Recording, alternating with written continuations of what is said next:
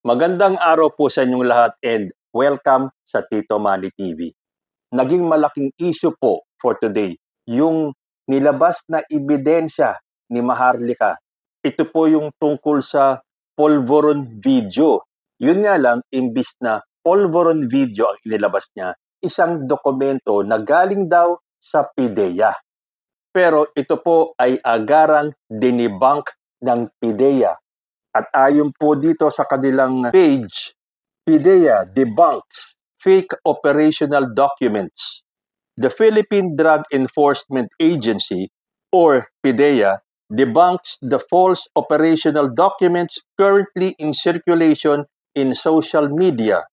Two pictures of documents were posted online, an authority to operate and a pre-operation report, both dated March 11, 2012. PIDEA ran a check through its Plans and Operations Reports Management Information System, or PORMIS, and found that no such operation was logged on said date. A critical feature of PORMIS is that one cannot insert or tamper with recorded operations. All pre-operation documents are serialized and recorded in this database.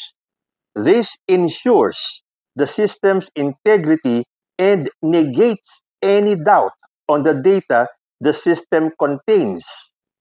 In an age where artificial intelligence can generate realistic fake videos, spurious documents, and fantastic claims at having insider information, the public is cautioned to be more careful in believing such fake news. So panoorin po natin itong video ginawa ko sa aking isang channel at kayo na po ang humusga kung totoo nga itong dokumentong inilabas ni Maharlika. At ano po ba ang dapat nating gawin sa mga taong nagpapakalat ng ganitong mga maling impormasyon kahit na sila ay umabot sa pagpo-falsify ng public documents? At dito sa mga nagpo-post ng mga pictures na ina-alter nila at ginagawa nila ng bagong balita na natural ay fake news lamang. Panoorin po natin ito. Inilabas na po ni Maharlika yung kanyang sinasabing ebidensya na ang ating Presidente Bongbong Marcos ay drug addict. Ito po yung kanyang ipinakita sa kanyang video, itong confidential na report na ito. Ngayon, kung kayo ay nasa matinong pag-iisip, makikita nyo kagad na ito ay fake. Unang-una dyan, wala pong control number. Napaka-importante ng control number sa mga dokumento. So siguro ito, kaya hindi nila malagay ng control number, hindi nila alam ang sequencing ng mga control numbers ng PIDEA. Tapos kung mapapansin nyo pa rito, nakalagay dyan, name of target, no alias. So hindi pwede mga alias. Dapat dyan yung full name ng kanilang target. Ang nakalagay dito, Bongbong Marcos at Bongit. Hindi po Bongbong Marcos ang full name ng ating presidente. So kung ganitong mga pre-operation report o mga official documents, kailangan po full name. Ano ba ang totoong pangalan o ang full name ni Bongbong Marcos? Ferdinand Romualdez Marcos Jr. Bakit dito Bongbong Marcos lang ilalagay tapos at Bongit? Sinabi na nga na walang alias. Dapat yung name of target yung buong pangalan at hindi yung alias. And yet, puro alias lang ang nilagay dito sa pangalan ng target. Tapos, itong team leader, kung malakas talaga ang loob nyo at totoo ito, dapat ilabas ninyo yung pirma ng team leader. Alam nyo, napakadali pong gumawa ng ganitong mga papeles. Ang dali pong mag-fake nito. Although dun sa post ni Maharlika, sinabi niya, confirmed ang sinabi ni PRRD na nasa listahan si Marcos Jr. ng PIDEA nung panahon ni Noynoy. Ayon sa ating puting ahas, nakipagsabwatan si Kuting at Liza Tanas sa isang cabinet secretary ni Noynoy para hindi ituloy ang paghuli kay Kuting at sa isang artista na kasama ni Kuting habang sila ay nagpapakabangag sa Polvoron. Kasado na ng gabing yon ang operation nang biglang hinarang ng Cabinet Secretary ni Noynoy. Okay, iyan daw ay panahon ni Noynoy. Alam po natin ang hidwaan sa pagitan ng Aquino at ng Marcos family. Papayag kaya si President Noynoy Aquino na hindi ituloy ito? Hindi ba dapat magbubunyi ang pamilyang Aquino kung sakaling mahuli itong si Bongbong Marcos na nagkokoking o nagpapakabangag? Dahil masisira nila lalo ang pangalan ng mga Marcoses. Ngayon, porke isang cabinet member ang humarang, hindi ba ito malalaman ni Noynoy? Siyempre, magtataka si Noynoy Aquino. Bakit hindi pa nahuhuli itong si Bongbong Marcos? Kailangan mahuli yan. Dahil yan ay madadagdag na positive points sa akin. Mantakin mo, ako, si Noynoy Aquino, napahuli ko si Bongbong Marcos na nagdodroga. Mag-isip na kayong mabuti. Yung mga naniniwala dito, lawakan nyo ng konti mga pag-iisip ninyo. Saka itong ebidensya nito, sa bagay sinabi naman ni Maharlika, bayan, kayo na ang humusga kung gusto nyo pa panatilihin si Bangag sa polvoronic admin. Iaalay na kayo sa pakikipagbang-bang-bang sa China. So nakita ninyo, itinaon nila ngayon sa tension sa West Philippine Sea. Ang tagal na nitong issue na to. Bakit ngayon lang? Ang tagal-tagal ng sinasabing ni Polvoronic video. Teka, bakit ito ang nauna? Ang ini-expect natin, yung video. Although ang sinabi ni Mahardika, kasi baka daw isipin ng tao na AI na yung video. Kailangan daw i-authenticate muna kung totoo o hindi. Ito ba? Authenticated ba tong dokumentong ito? Ito mga naglalabas ng ganito mga ebidensya daw, kayo ang lumalabas na tanga at bobo. Hindi nyo mapapaniwala ang taong bayan. Well, siguro yung mga kakampon ninyo, mapapaniwala ninyo. Kaya lang dapat ang hanapin yung ebidensya ay yung medyo malapit-lapit naman yung petsa. 2012 pa ito eh.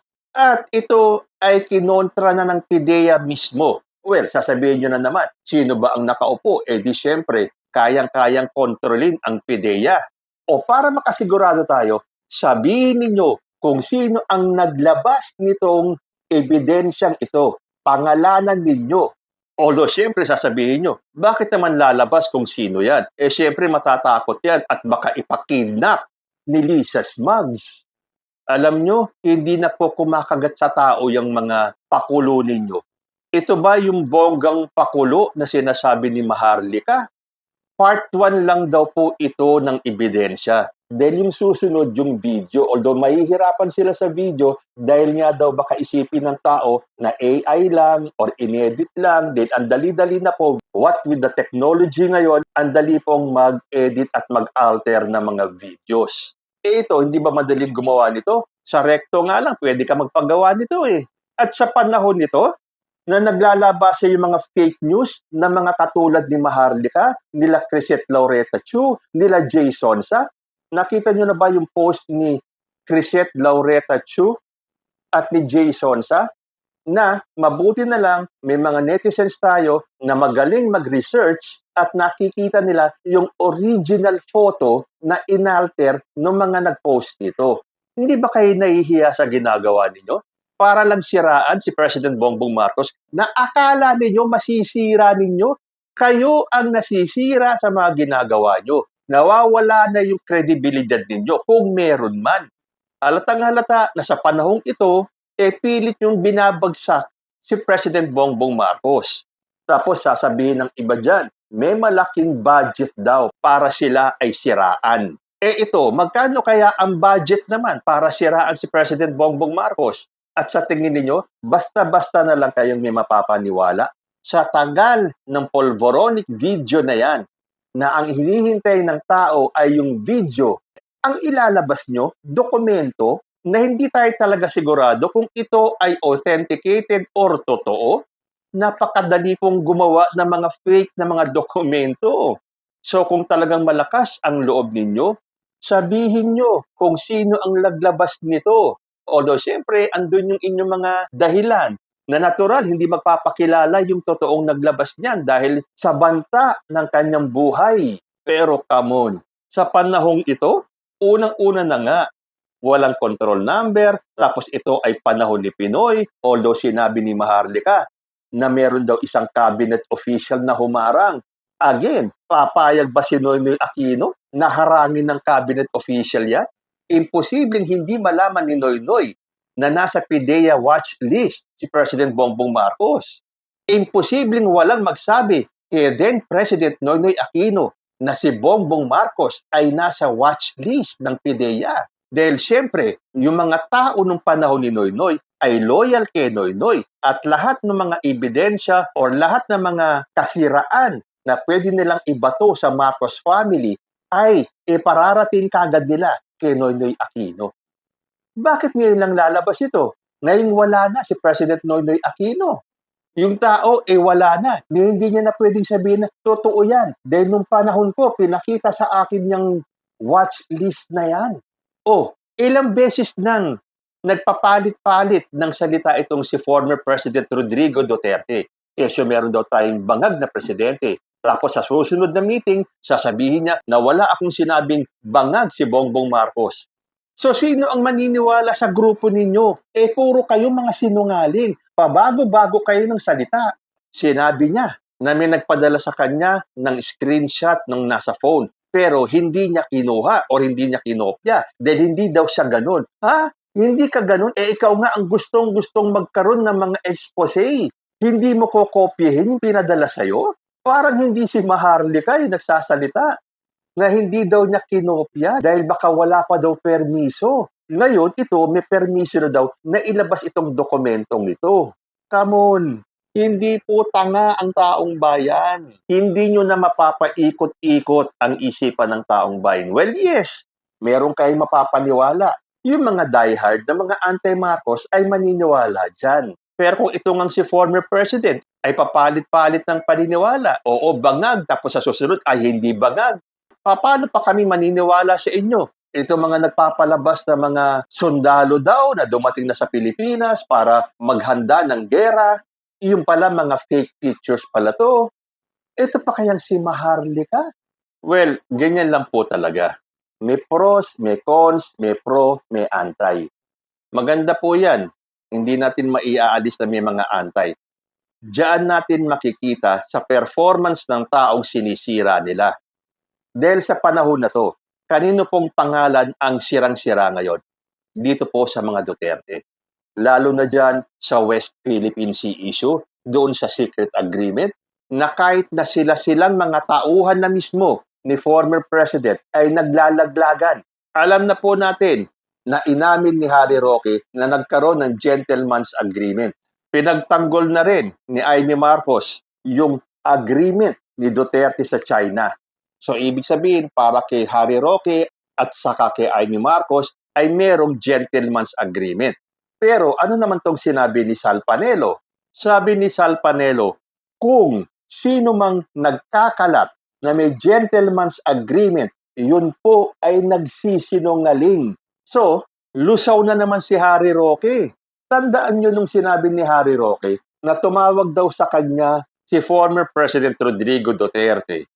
Dahil anytime daw ay huhulihin na at dadamputin ng ICC si Duterte.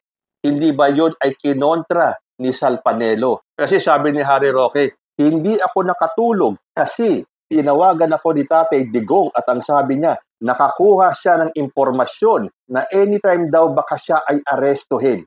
Pero ano ang sabi ni Panelo? Tinawagan ko si PRRD at ang sabi niya, hindi ko tinatawagan yan. Wala akong tinatawagan. Sa madaling sabi, fake news. Tapos, ito naman ngayon, kasi may gentleman's agreement, sabi ni Harry Roque, na sinigundahan naman ni Amy Marcos. Tapos ngayon, sasabihin ni Panelo na sinungaling yung nagkakalat ng may gentleman's agreement. Ay, mag-usap-usap nga kayo dyan. Kayo naglalaglagan. So, paano tayo maniniwala dito kay Maharlika? Kung yung mga matataas na may posisyon dyan sa kwadra ni former President Rodrigo Duterte ay hindi magkasundo-sundo.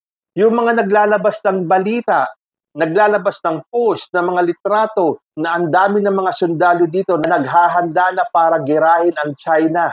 mafa-fact check na mali or fake news yung kanilang nilalabas na mga post. Ito pa kayang nilalabas ni Maharlika na 'to, na pinadala lang sa kanya, naniwala na siya. At ito naman mga nanonood kay Maharlika, basta na lang maniniwala. Well, gano'n po talaga. Meron talagang maniniwala. Kaya ako kahit na ayoko naman ng kino-content si Maharlika dahil hindi po kasi ako naniniwala sa kanya, napilitan po akong kontrahin ito. Dahil meron at meron siyang mapapaniwala. At ito kasi ay isang napakalaking kasinungalingan at kasiraan ng ating Presidenteng Bongbong Marcos. Sabi ng iba, dapat daw idemanda na si Maharlika. Our President has more pressing issues to address, lalo na dito sa WPS na to, lalo na sa tension sa China. Pagtsatsagaan pa ba naman niya na habulin itong si Maharlika? Hindi po bababa sa level ni Maharlika ang Marcos family. So, kung anong puno siya ang bunga, kung yung head nila na si former President Rodrigo Duterte ay pabago-bago ng statement, ibig sabihin siya ay nagsisinungaling sa kanyang mga sinasabi, ito pa kaya mga tagasunod niya? Mula kay Rocky, kay Panelo, kay Amy Marcos, dito sa mga naglalabas ng pictures na to, sino ba si Maharlika? Although hintayin nyo pa dahil installment yung mga ebidensyang ilalabas ni Maharlika. Pero sinasabi ko po sa inyo, hindi man po kumilos ang pamilyang Marcos. Nakaabang po ang karma. At sa mga nangyayari sa panig ng mga anti-Marcos, nakikita po natin na langit na ang kumikilos para singilin sila sa mga kahunghangan na ginagawa nila. Lahat po na nagpapakita at nagpapalabas ng ganitong mga paninira sa kapwa ay meron pong kaukulang parusa na igagawad ang langit. Yan po ay 100% foolproof. Wala pong edit-edit dyan. Walang AI dyan. Kapag karma na ang kumatok sa inyong pintuan, kahit na harangan nyo pa ng mabibigat na bagay ang pinto nyo para hindi makapasok si karma, karma will find a way to get you. So, kung mapapatunayan po na peke, tulad ng sinabi ng PIDEA, na peke itong hawak na dokumento ni Maharlika, ano po ang gagawin ng PIDEA? Hindi ba dapat ito ay mabigyan ng karampatang parusa? Unang-una na, kung fake yung dokumento, ginamit pa nila ang PIDEA at ang paninira sa ating Presidenteng Bongbong Marcos at sa kanyang pamilya. Kailangan pong may managot dito dahil sumosobra na po itong mga naninira nito. So abangan po natin, meron bang gagawing hakbang ang PIDEA o pababayaan na lang nilang magpatuloy ang gantong gawain ng ibang mga vloggers para lamang makapanira. Hanggang dito na lang po muna tayo. Hanggang sa susunod na mga issues, maraming salamat po.